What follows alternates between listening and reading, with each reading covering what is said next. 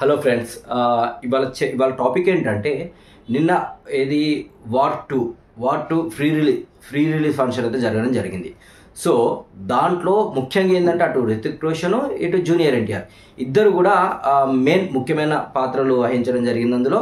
So వాళ్ళిద్దరూ కూడా super, మీ అందరు తెలిసిందే, ఎవరి స్టైల్లో వాళ్ళు చాలా బాగా చేస్తారు. సో దాంట్లో జరిగిన సన్నివేశం ఏంటంటే జూనియర్ ఎన్టీఆర్ రితిక్ రోషన్ గురించి చెప్పడం, రితిక్ రోషన్ జూనియర్ ఎన్టీఆర్ గురించి చెప్పడం. ముఖ్యంగా ఫస్ట్ మాట్లాడుకుందాం. రితిక్ రోషన్ ఏమన్నాడంటే జూనియర్ ఎన్టీఆర్ గురించి, మీ అందరికీ జూనియర్ ఎన్టీఆర్ అన్నేమో, నాకు మాత్రం తమ్ముడు, చాలా మంచి యాక్టరు, చాలా బాగా డ్యాన్స్ చేస్తారని ఆయన మాట్లాడితే దానికి కౌంటర్ మన జూనియర్ ఎన్టీఆర్ గారు చెప్పడం ఏంటంటే, ఎన్టీఆర్ గారు రితిక్ రోషన్ అసలు మన దేశంలో వరల్డ్లో సూపర్ డ్యాన్సరు, మన దేశానికి మంచి ఒక డ్యాన్సర్ ఎవరు అంటే ఫస్ట్ పేరు రితిక్ రోషన్ అని చెప్పడం జరిగింది. నవ్వుకుంటేది అంత సరదాగా. అయితే జూనియర్ ఎన్టీఆర్ రితిక్ రోషన్ గురించి చెప్తున్నప్పుడు కూడా పక్కనే ఉండి ఎవరు రితిక్ రోషన్ పక్కన ఉండి కాదు అంటే సైగా చేసి నేను కాదు నువ్వు అని చెప్పడం జరిగింది. వాస్తవానికి మన జూనియర్ ఎన్టీఆర్ గారి గురించి డ్యాన్స్ విషయంలో పెద్దగా చెప్పక్కర్లా, అందరికీ తెలుసు. తెలుగు ప్రజలు ఏడున్నా సరే, ఎన్టీఆర్ ఫ్యాన్స్ ఏడున్నా సరే, నందమూరి ఫ్యాన్స్ ఏడున్నా సరే అందరికీ కూడా తెలుసు. సీనియర్ ఎన్టీఆర్ గారి ఫ్యాన్స్ కూడా అందరికీ, నందమూరి ఫ్యామిలీ ఎవరైతే ఉన్నారో వాళ్ళందరికీ కూడా జూనియర్ ఎన్టీఆర్ ఎలా డ్యాన్స్ చేస్తాడు ఏంది అనేది కూడా అందరు తెలుసు. దాని గురించి మనం చెప్పుకోవడానికి అక్కర్లా.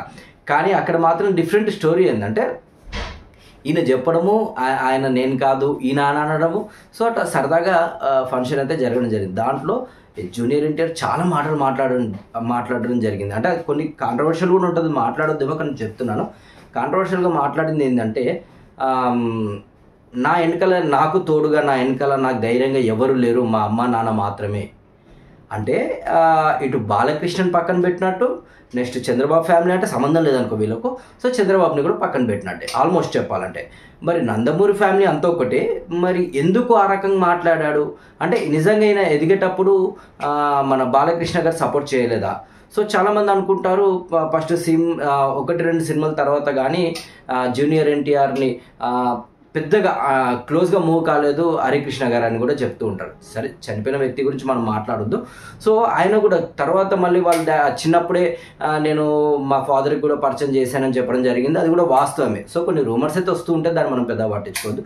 సో మొత్తానికి వాస్తవానికి చెప్పాలంటే జూనియర్ ఎన్టీఆర్ గారికి సపోర్ట్గా ఉన్నది అటు వాళ్ళ ఫాదర్ ఎంతైనా సరే, ఫాదర్ని మించిన పెద్ద గిఫ్ట్ ఏమి ఉండదు కదా. సో వాళ్ళ అసోసియేట్తోనే నేను ఈ స్థాయికి రావడం జరిగిందని చెప్పడం జరిగింది. సో ఇన్ని రోజులు కూడా జూనియర్ ఎన్టీఆర్ ఏదైతే నందమూరి ఫ్యామిలీ అంతా ఒకటిగా అనుకుంటున్నారో, సో రీసెంట్గా మాత్రం ఈ విభేదాలు అనేది బయట పడుతుంది. ఎందుకంటే గతంలో టీడీపీలో కూడా ఫస్ట్ రాజ్యసభ ఉన్న ఏది హరికృష్ణ గారికి నెక్స్ట్ లాస్ట్ టైం కూడా రాజ్యసభ ఇవ్వలేదు. సో అంటే మెల్లగా ఎవరైతే చంద్రబాబు ఉన్నాడో, సో ఆయన కూడా ఇద్దరి మధ్యలో అంటే అటు జూనియర్ ఎన్టీఆర్ ఇటు బాలకృష్ణ మధ్యలో కూడా, బాలకృష్ణ మధ్యలో కూడా కొన్ని గొడవలు పెట్టారని సన్నిహితులు వాళ్ళ దగ్గర ఉన్న వాళ్ళు అనుకుంటారు, లేదంటే ఇండస్ట్రీలో ఉన్న వాళ్ళు అనుకుంటూ ఉంటారు. పొలిటికల్గా టీడీపీలో ఉన్న వాళ్ళకు కూడా ఒక అవగాహన ఉంది, ఏం జరిగింది, కావాలనే దూరం పెడుతున్నాడా, కావాలనే లైట్ తీసుకుంటున్నారా అనేది కూడా నమ్మొచ్చు. సో ఇక్కడ ఏంటి అంటే బాలకృష్ణ చంద్రబాబు తప్పదు, వీళ్ళిద్దరు కలిసే ఉండాలి. ఎందుకంటే బాలకృష్ణ గారి కూతుర్నే లోకేష్ గారికి ఇవ్వడం జరిగింది. అంటే ఇయ్యంపుడు చంద్రబాబు సచ్చినట్టు ఆయనకు పదవి ఇవ్వాల్సిందే, ఆయనతో ఉండాల్సిందే. ఇంకోటి ఏంటంటే క్రేజ్లో ఉన్నాడు కాబట్టి బాలకృష్ణని టాప్లోనే చూస్తున్నాడు హరికృష్ణ ఫస్ట్, మన చంద్రబాబు కూడా ఫస్ట్ నుంచి.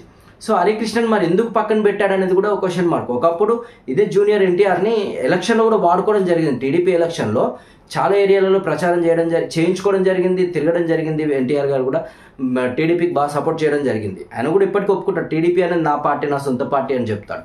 కానీ ఇదే పార్టీకి ఎందుకు పార్టీలో ఉన్న మనుషులకి మాత్రం సపోర్ట్ చేయకుండా పోతున్నారు. సో అదే విషయంలో నా వెనకాల ఉన్నది, నాకు సపోర్ట్గా ఉన్నది నా తల్లిదండ్రులని మాత్రం చెప్పాడు. అంటే టాపిక్ డైవర్ట్ అవుతుంది. సో అలా చెప్పుకొచ్చాడు కొన్ని. అంటే ఆ ఫ్రీ రిలీజ్ ఫంక్షన్లో జరిగిన విషయం గురించి నేను మాట్లాడుతున్నాను. సో మొత్తానికి డాన్సర్ ఎవరు అంటే సూపర్ డూపర్ డాన్సర్ ఎవరు అంటే రితిక్ రోషన్ అని చెప్తే, రితిక్ రోషన్ అయితే నేను కాదు ఈయననే. అంటే మన తెలుగుడి గొప్పతనం ఏంటంటే ఎక్కడున్నా సరే ఫస్ట్ మనకన్నా మన పక్కన మన నమ్ముండటంల మన ఫ్రెండ్ అయితేంది, మన రిలేటివ్ అయితేంది, తెలుగుడికి సంబంధించిన ఎవడైనా సరే పక్కోడి మంచి గురించే కోరుతూ ఉంటాడు బేసిక్గా. నేనున్నాను, నా పక్కోడు ఫస్ట్ వాడు చాలా మంచోడు, వాళ్ళు చాలా మంచి వ్యక్తి, ఒక జాబ్ విషయంలో వానికి ఇవ్వని వాడు కష్టపడి చేస్తాడు, లేదు అంటే ఇంకొన్ని విషయాలలో. సో సంబంధం లేకున్నా సరే, వాడు మంచోడు కాకున్నా సరే, కామన్ పీపుల్ అంటే పర్లేదు అనుకున్న వాడిని కూడా ఒక 30-40 మార్కులు వచ్చేటోనికి కూడా 100 మార్కులు వేస్తూ ఉంటారు తెలుగుడు. సో అలాగే రితిక్ రోషన్ గురించి కూడా చాలా గొప్పగా చెప్పడం జరిగింది. సో మరి రితిక్ రోషన్ కూడా గొప్ప మనసు అనుకోవచ్చు, నేను కాదు ఆయన అని చెప్పడం జరిగింది. సో మొత్తానికి ఎట్లయితే చూసుకుంటే మాత్రం ఫ్రీ రిలీజ్ ఫంక్షన్లో ఒక డిఫరెంట్గా జరగడం జరిగింది. అది కాకుండా క్రేజ్ జనాలు కూడా ఎప్పుడైతే ఈయన వచ్చిండో రితిక్ రోషన్ జూనియర్ ఎన్టీఆర్ గారు స్టేజ్ మీదకి రాగానే అసలు భారీ ఎత్తున విజిల్స్, ఫ్యాన్స్, హడావిడి, జై ఎన్టీఆర్, జై టైగర్ అనడం, అది చూసే కల్లా రితిక్ రోషన్ కూడా షాక్ అవడం జరిగింది. అరే ఏంది భయ్, ఆయన దగ్గరికి వెళ్ళి కూడా అనడం జరిగిందంట షోలో, ఏంటి భయ్ ఇంత ఫ్యాన్స్, అసలు నేను ఇంత ఊహించలేదు, నేను బాలీవుడ్లో చేశాను కాబట్టి నాకు ఇక్కడ కూడా చాలా క్రేజ్ ఉంటుంది అనుకున్నాను, బట్ ఇక్కడ చూసిన తర్వాత ఇక్కడ నీకున్న క్రేజ్తో పోల్చుకుంటే నాది నథింగ్, చాలా ఎంతమంది ఫ్యాన్స్ ఎంతమంది ఫ్యాన్స్ ఎలా సంపాదించావు, నీకు యాడ్సప్ చెప్పాలని కూడా ఆయన దగ్గరికి వెళ్ళి చెవులో మరి చెప్పడం జరిగిందంట రితిక్ రోషన్ గారు. సో మొత్తానికి ఇవన్నీ చూసుకుంటూ కూడా రితిక్ రోషన్ గారు అయితే ఏంది, అటు జూనియర్ ఎన్టీఆర్ గారు అయితే వారైతే ఇద్దరి మధ్యలో వార్ జరుగుతూ ఉంది. సో ఆ యుద్ధం ఎలా జరుగుతుంది, అసలు అందులో విలన్ ఎవరు, హీరో ఎవరు అనేది కూడా క్వశ్చన్ మార్కు. ఎవరైతే రితిక్ రోషన్ ఆయన హీరో వాస్తవానికి, సో ఇందులో విలన్ క్యారెక్టర్గా ఉంటూ హీరో క్యారెక్టర్ కూడా ఆయన పోషించడం జరిగింది. అట్ ద సేమ్ టైము స్పైగా ఉండి మన జూనియర్ ఎన్టీఆర్ గారు కూడా ఫస్ట్ నుంచి హీరోగానే ఉంటారు. అంటే హీరో విలన్ మళ్ళీ హీరో మధ్యలో బార్ అనమాట. సో అది మొత్తానికి ఎలా ఉంటుందో థియేటర్లోకి వచ్చిన తర్వాత చూడొచ్చు. అప్పటి వరకు కూడా వేచి చూస్తూ ఉండండి అందరూ. సో వాళ్ళిద్దరి ఎట్లా అంటే కాంబినేషన్ ఎలా ఉంటుందో మనం ఫ్యూచర్లో తెర మీద అయితే చూడొచ్చు. Thank you.